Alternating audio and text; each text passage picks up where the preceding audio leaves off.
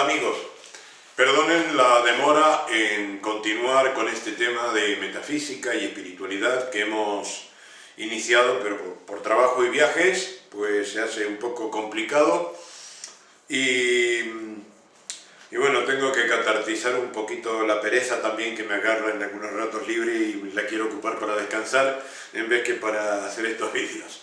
Entonces vamos a hablar de espiritualidad. Vamos a reiterar para quienes ven este vídeo por primera vez, no saben de qué va, suscríbanse en el canal porque en este canal hablamos de esto, metafísica, la metafísica verdadera. No quiero decir con esto que lo de Connie Méndez no sea verdadero, al contrario, ella inició un trabajo de metafísica fabuloso.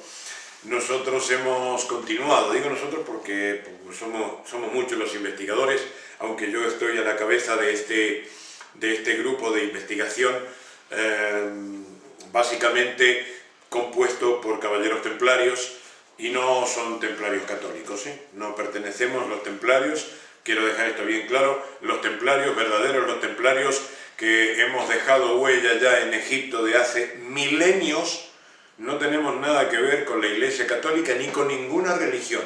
Y de hecho, en nuestras órdenes templarias hay gente de extracción cristiana, de extracción islámica, budistas, sintoístas y tal. No, cuando ven esta cruz templaria, como la ven ahí, no es precisamente un símbolo religioso. Nuestra cruz templaria no es otra cosa que una pirámide inscrita en un plano. La cruz pateada significa lo mismo, solo que con las curvas que dan la geometría de la flor de la vida, como está en el Osirión, en el templo de Ábidos en Egipto. Hechas estas aclaraciones, volvemos al tema espiritual que quiero tocar hoy. Hoy no voy a hablar de los principios y de las leyes, los 8 arcanos mayores y los 7 arcanos menores que componen a cada uno, que no son otra cosa que leyes de la naturaleza. Estas leyes universales, 8 absolutas y por cada una compuesta por 7 leyes relativas, pero eternas, infinitas e inmutables, hacen a la verdadera estructura del universo. Es decir, esto lo toma un científico, digamos un físico, no estoy hablando de un biólogo, no estoy hablando de un poeta, no estoy hablando de un psicólogo, de un filósofo, pero estoy hablando de un físico y estudia el principio amor. No un biólogo, porque bueno, en la biología dice el amor, claro, pues lo que atrae a las personas y resulta que las pupilas cuando encuentra a la pareja, pues se le dilatan, pasa esto, pasa lo otro, hormonas de aquí y de allá. No, eso es biología. Sí, tiene que ver con el amor, pero para entender la esencia profunda del amor, tenemos que estudiar estas 8 leyes herméticas. Atracción, repulsión, interacción, adhesión, cohesión, fusión, fisión. Las 7 formas de interacción de la materia es lo que determina el principio amor en el universo. Eso ocurre con las personas, con los animales, entre las plantas, con los átomos, con los universos, con las galaxias, con todo. Bien, eso es metafísica. Por lo tanto, a la metafísica la puede entender un físico. Cuando vamos al principio vida, bueno, un biólogo básicamente va a entender todas estas leyes, ¿no es cierto? Evolución, organización, manifestación, la vida se manifiesta, apenas tiene unos pocos elementos ambientales, químicos, etcétera, se manifiesta la vida en cualquier lugar del universo y en distintas maneras. La mayor parte del universo que nosotros conocemos, pues hace falta básicamente carbono, oxígeno, hidrógeno y nitrógeno. Con el chon, carbono, hidrógeno, oxígeno, nitrógeno, tenemos los 4 componentes fundamentales de toda la química orgánica. Pero esto no quiere decir que bajo otras condiciones no tengamos unas moléculas vivas basadas en el sílice, por ejemplo, o en el silicio, o en el, no sé, o en el mercurio, yo qué sé. No podemos idear o podemos imaginar infinitas condiciones en el universo infinito. Por lo tanto, la vida que nosotros conocemos es la vida del carbono, la que nos compone a nosotros, a nuestros animalitos, a las plantas, lo que hay en este mundo. Pero no quiere decir que sea necesariamente lo único en el orden universal. ¿A quién le corresponde estudiar todo esto? A un biólogo. A los biólogos, que pueden ser apoyados por muchas otras disciplinas. Ley de selección, por ejemplo, la ley de selección natural, que si la dejamos obrar hace que las descendencias sean mejores, y si la interrumpimos, la alteramos, generamos el reino de la cantidad en vez de la calidad, bajo una falsa espiritualidad humanista, humanitaria. Dejamos que los seres con menos probabilidades de desarrollo vivan y se multipliquen. Entonces lo que hacemos es estropear las futuras generaciones. Condenamos a muchísimas generaciones con ese falso humanitarismo, las condenamos a padecer toda clase de enfermedades, toda clase de deficiencias. Esto es un poco lo que ocurre con las mezclas inadecuadas de razas. Entonces, claro, nos llaman racistas, como si fuésemos unos monstruos los que conocemos esto y simplemente somos antropólogos que conocemos las leyes de la naturaleza y vemos lo que pasa, ¿no?, a lo largo de toda la historia. Lógicamente que si este tema se trata con algún tipo de prejuicio, con algún tipo de ideología, no solo caemos en errores, caemos en la maldad y caemos en la estupidez. Siempre que estos temas se tratan bajo ideologías, caemos en la estupidez, igual que la política. La política es absurda, es estúpida, todo lo que vemos es basura. Hoy tenemos recientemente en España que el candidato ganador ha dicho que no va a transigir que no, porque tenemos intereses totalmente opuestos. Yo creía que tenían un único interés, que era el beneficio de todos los españoles. Esto queda claro que no. Cada uno tiene sus propios intereses, no tienen nada que ver con ese factor común que sería el bien común del pueblo antes que todo. Entonces, pues en la política, por ejemplo, tenemos una ley de selección totalmente adulterada. Creemos que porque se va a una urna y se echa una papeleta, estamos seleccionando. No es verdad, es mentira. Analicen el sistema político y van a ver que si nos ajustáramos en la política a la ley, a estas leyes, la política iría de maravilla. Y una ley como la ley de selección del principio vida, si la pusiéramos en marcha para elegir a los candidatos que nos van a gobernar, las cosas irían de maravilla. Porque, por ejemplo, ¿por qué existe esto? Porque en la naturaleza existe una premisa, que es el bien común antes que el bien de la generalidad. Porque si una especie mejora, contribuirá a la mejora de todas las demás especies. Si una especie solo mejora en algunos factores, como la monstruosidad, se convertirá en una depredadora que puede destruir el entorno. Si ese depredador se mantiene en unas pautas de armonía, va a poder ayudar a mantener un orden ecológico, porque se comerá a depredadores menores que pueden ser depredadores de vegetales, por ejemplo, de otras cosas. Entonces, la naturaleza tiene una premisa que es el bien común. Entonces, por ejemplo, decimos, ¿para qué nos sirve saber metafísica? Hombre, es que en realidad el problema grande que tiene la humanidad es no conocerla. Esto es el conocimiento fundamental para cualquier humanidad, para cualquier civilización. Las leyes de la naturaleza, porque si no sabemos en qué universo vivimos, no podemos arreglar nada en él, nos vemos absolutamente impotentes, entonces empezamos a implorar a un Dios que nos meten, nos manipulan, nos usan, porque no entendemos nada. Y nos han enganchado como a un pez por la boca con el anzuelo de las creencias. Y entonces las religiones dominan, te ponen a un Dios terrible que no tiene nada que ver con este Dios que vas a ver aquí. porque esto no es otra cosa que la manifestación visible, comprensible por nuestro intelecto de Dios. Y no hace falta creer en nada. No necesito que creas en mí. Yo escribí este libro, ayudado por mucha gente, pero yo no necesito que me creas. Yo tampoco le creía a ninguno de los que me enseñaban. Simplemente yo analizaba, porque como en la política, en lo espiritual, tenemos que ser pensantes. Tenemos que tener la suficiente autosuficiencia intelectual para, aunque nos equivoquemos en muchas cosas, no equivocarnos por causa de otro. Es decir, si yo no sé de espiritualidad y sigo a un sacerdote, lo más probable es que me equivoque. Si soy un niño puedo resultar bastante perjudicado, según qué religión. Si soy un adulto, seguro que voy a resultar perjudicado tarde o temprano, porque cuando una religión me habla de misterios del Señor, no me está dando respuestas.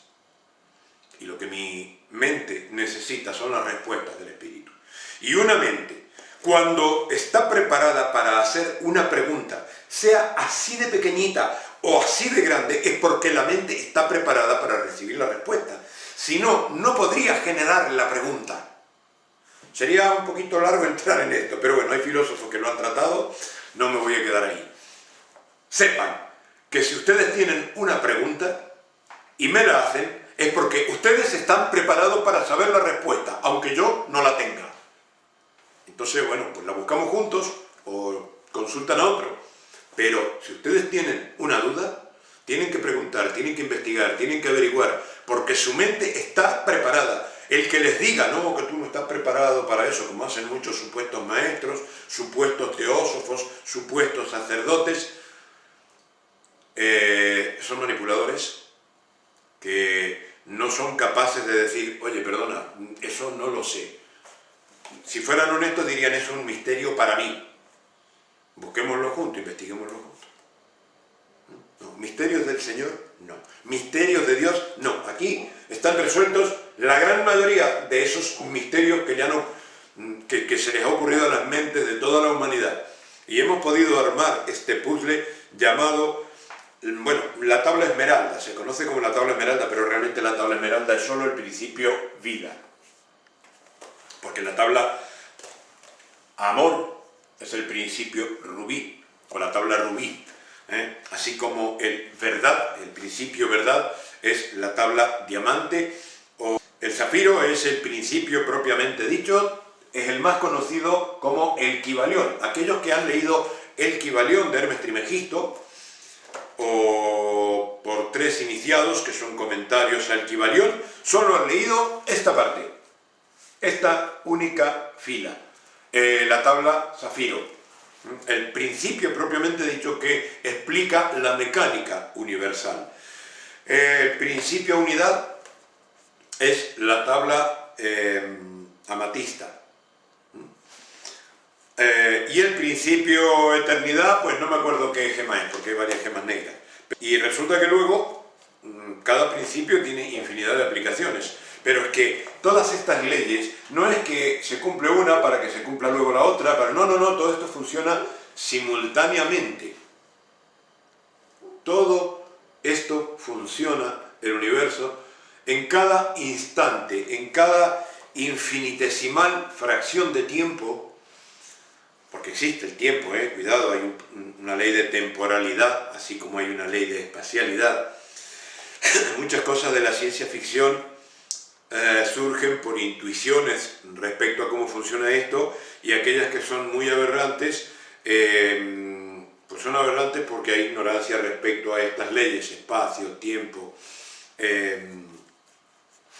Por ejemplo, bueno, quería explicarles una cosa básica así de la importancia de la metafísica, porque en realidad, fíjense que el libro tercero de este libro, que es un tocho, pero este pedazo de libro, que tiene muchas ilustraciones, tiene todo, es un resumen extremo de todo el esoterismo.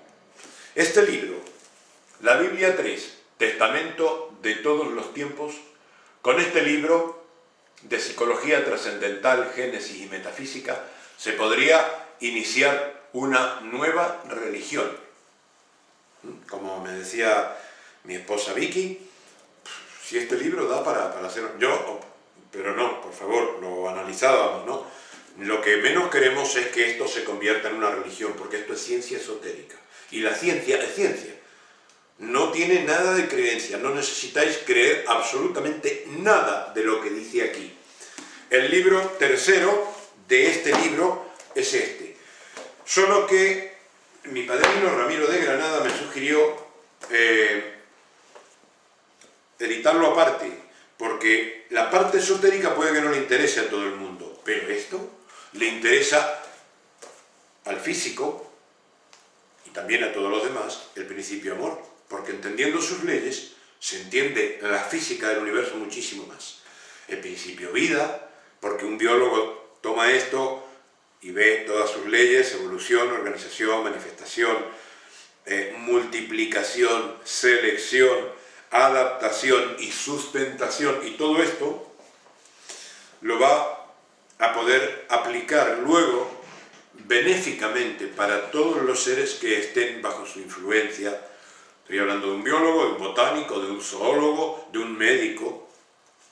Luego el principio verdad, necesario para todos entender su inmutabilidad, relatividad, finalidad, universalidad, unicidad que no unidad, son factores distintos, hay que entenderlos a cada uno. Potencialidad y equilibrio, las 7 leyes herméticas que componen el principio verdad. Inteligencia, bueno, pues la inteligencia, ¿qué es la inteligencia? Es que yo me sé la tabla de Mendeleev de memoria con todas las órbitas, con los números atómicos, los pesos atómicos, con todo. Eso no es memoria, si la tengo escrita, hombre, si la uso todos los días lo voy a terminar recordando, como la partitura que puede recordar un músico de una pieza que ejecuta diariamente. Tampoco eso es necesariamente inteligencia. La capacidad de memorización no es inteligencia. Conocí a una persona bastante idiota que se sabía toda la guía de teléfono. Para empezar la idiotez de estudiarse toda la guía de teléfono de Mendoza.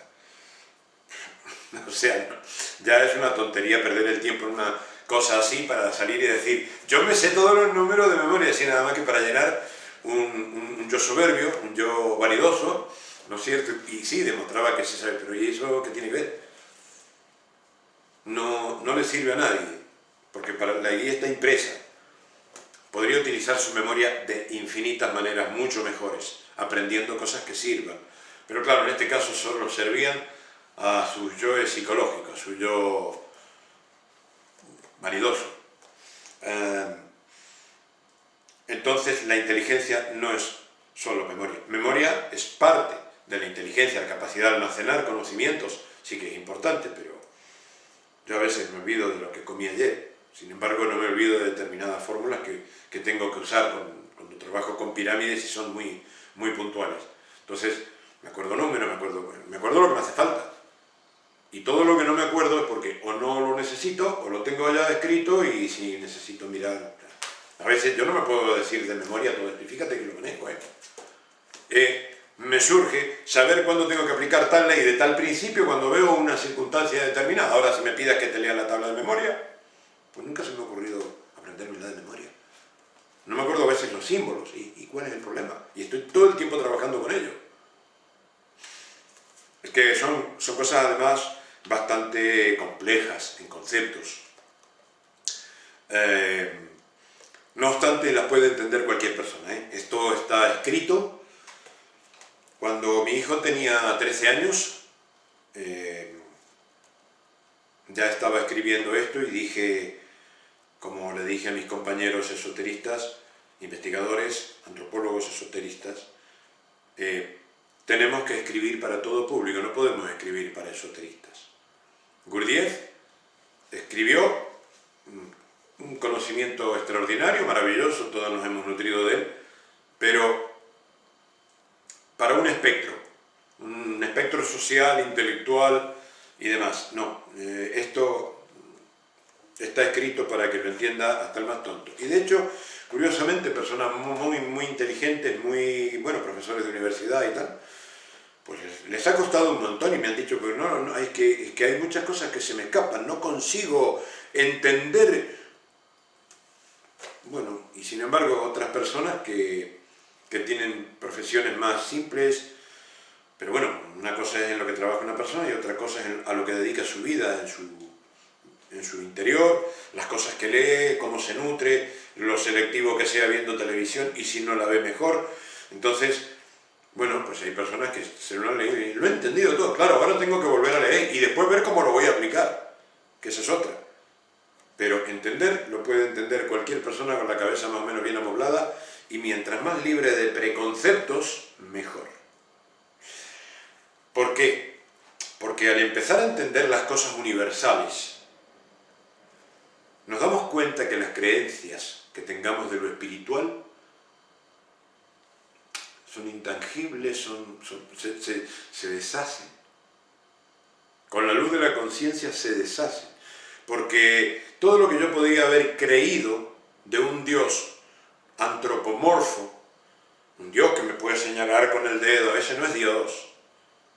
Una cosa que se pueda individualizar, decir Él, así, y ahí está, como lo vea, pues ese no es Dios. Ese es un individuo, que podrá ser muy grande, y podrá ser muy poderoso, pero de algún modo yo le puedo llegar a patear los conceptos. En cambio a este Dios que empiezas a entender aquí, ya no le puedes patear nada, porque lo vas a encontrar realmente en todas partes, y en ninguna, como una individualidad aislada. Vas a ver infinitos individuos dentro de este Dios, pero a Dios, cuando decimos ese Él realmente con mayúsculas,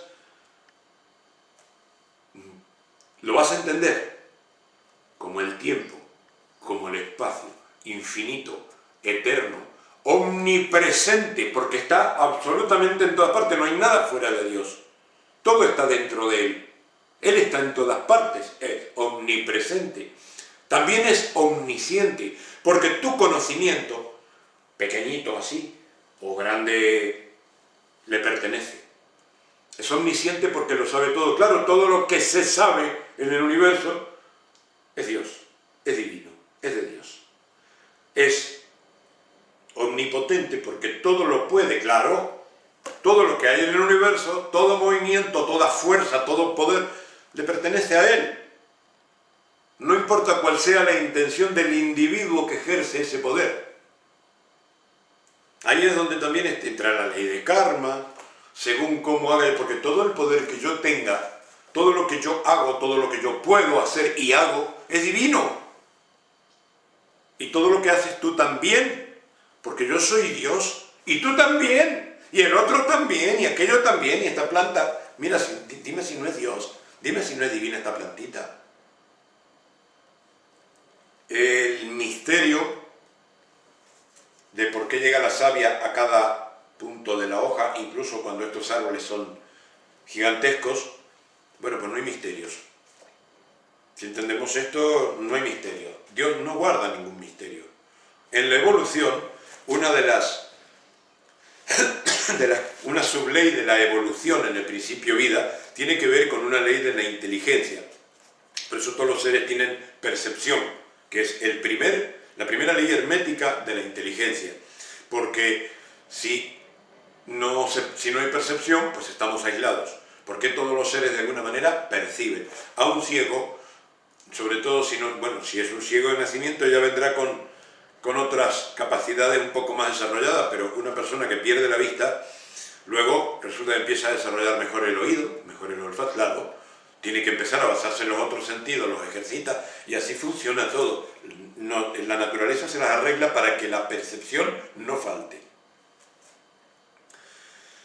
Las drogas, la estupidez, los yoes psicológicos, como sobre todo el yo perezoso, atrofian estos sentidos de percepción, la distorsionan. Entonces, pues hay que cuidar esos factores. Si lo entendemos desde un punto de vista religioso, un Dios que dice, no harás esto, no harás aquello. Bueno, ya. ¿Y si le obedeces? El cielo. ¿Y si no le obedeces? El infierno. Bien, eso es muy pueril. Peor que pueril, es para tontos. Yo prefiero entender a este Dios donde, comprendo la causa y el efecto. Bueno, vamos a seguir hablando más de metafísica en adelante.